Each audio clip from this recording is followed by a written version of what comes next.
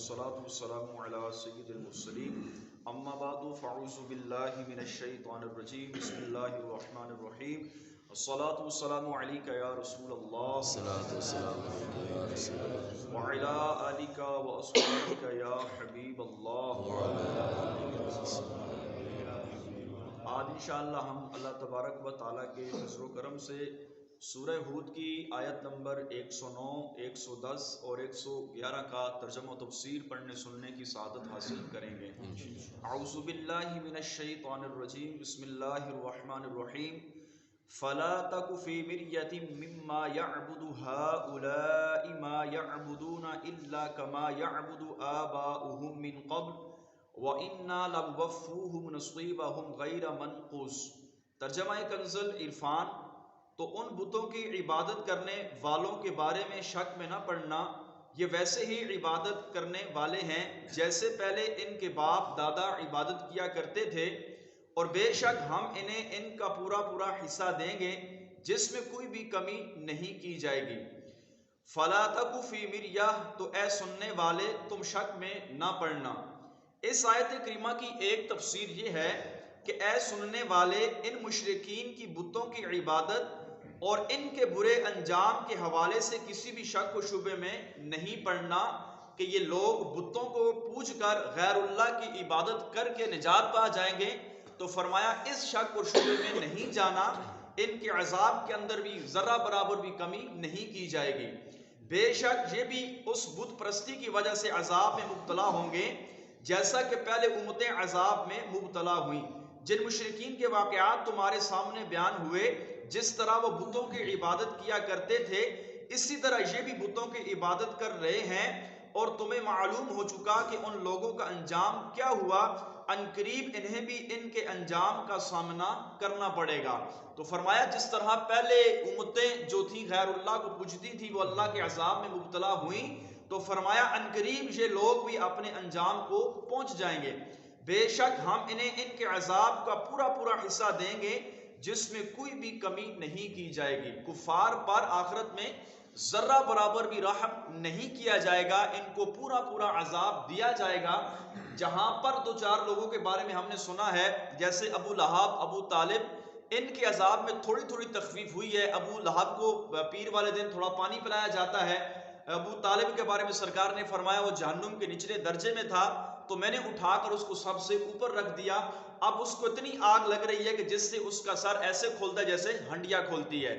تو یہ دو بندے ہیں جن کے عذاب میں ایک کو پانی دیا جاتا ہے اور دوسرے کے عذاب میں بھی تھوڑی سی تخفیف ہوئی ہے. تو یہ نبی پاک علیہ الصلوۃ والسلام کی خصوصیات میں سے ایک خصوصیت ہے کہ آپ کی برکت سے اللہ تبارک و تعالیٰ نے ان کے عذاب میں تھوڑی تھوڑی کمی کی ہے. اس کے علاوہ کسی کافر کے لیے آخرت میں ذرہ برابر بھی کمی نہیں ہوگی.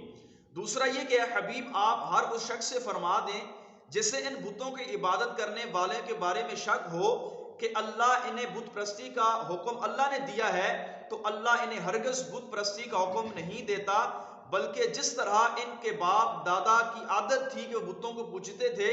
اسی طرح یہ لوگ بھی ان کی پیروی کرتے ہوئے بتوں کی پوجا کرتے ہیں. جیسے ہمارے ہاں کہا جاتا ہے کہ یہ کام تو ہمارے باپ دادا سے چلتا آ رہا ہے، تو نبی پاک علیہ الصلوۃ والسلام سے بھی یہ لوگ کفار مکہ یہی کہا کرتے تھے کہ اے محمد تم ہمیں بتوں کی عبادت سے منع کرتے ہو جبکہ ہمارے باپ دادا بتوں کی عبادت کرتے آ رہے ہیں، ہم اس کام کو کیسے چھوڑیں جس کو ہمارے باپ اور داداؤں نے کیا. بے شک انہیں ان کے عذاب کا پورا پورا حصہ دیا جائے گا جس میں کوئی بھی کمی واقع نہیں ہوگی. وَلَقَدْ آتَيْنَا مُوسَى الْكِتَابَ فَاخْتُلِفَ فِيهِ وَلَوْلَا كَلِمَةٌ سَبَقَتْ مِنْ رَبِّكَ لَقُضِيَ بَيْنَهُمْ وَإِنَّهُمْ لَفِي شَكٍّ مِّنْهُ مُرِيبٍ. اور بے شک ہم نے موسیٰ کو کتاب دی تو اس میں اختلاف کیا گیا، اور اگر تمہارے رب کی ایک بات پہلے طے نہ ہو چکی ہوتی تو ان کا فیصلہ کر دیا جاتا. بے شک وہ لوگ اس کی طرف دھوکے میں ڈالنے والے اور شک میں ہیں. اس آیت کریمہ کے اندر اللہ تبارک و تعالیٰ نے اپنے حبیب صلی اللہ تعالیٰ علیہ وسلم کو تسلی دیتے ہوئے ارشاد فرمایا، اے حبیب جس طرح آپ کی قوم نے قرآن کریم کے ساتھ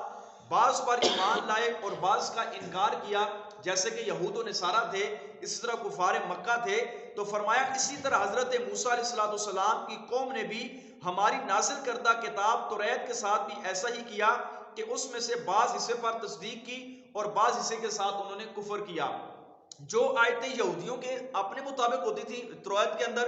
ان آیتوں پر تو وہ عمل کرتے تھے، جو آیتیں ان کے خلاف ہوتی تھی ان آیتوں کو وہ چھوڑ دیتے تھے۔ تو اسی طرح فرمایا کہ بعض قرآن پر ایمان لاتے ہیں اور بعض قرآن کا انکار کرتے ہیں، جہاں اپنے مقصد کی بات ملتی ہے اس کو لے لیتے ہیں، جہاں بات ان کے مزاج کے خلاف ہوتی ہے، مزاج بات جو ہے ان کی گھٹیا پن کے خلاف ہوتی ہے، تو وہاں سے وہ اس کتاب کا، قرآن کا یا توراۃ کا انکار کر دیتے ہیں۔ اے حبیب صلی اللہ تعالی علیہ وسلم، یہ اپنے کفر اور تکذیب کی بنا پر دنیا ہی میں جس عذاب کی جلدی حقدار تھے، وہ عذاب اگر آپ کا رب قیامت تک کے لیے ان سے مؤخر نہ فرما چکا ہوتا تو دنیا ہی میں ان کی ہلاکت کا فیصلہ کر دیا جاتا۔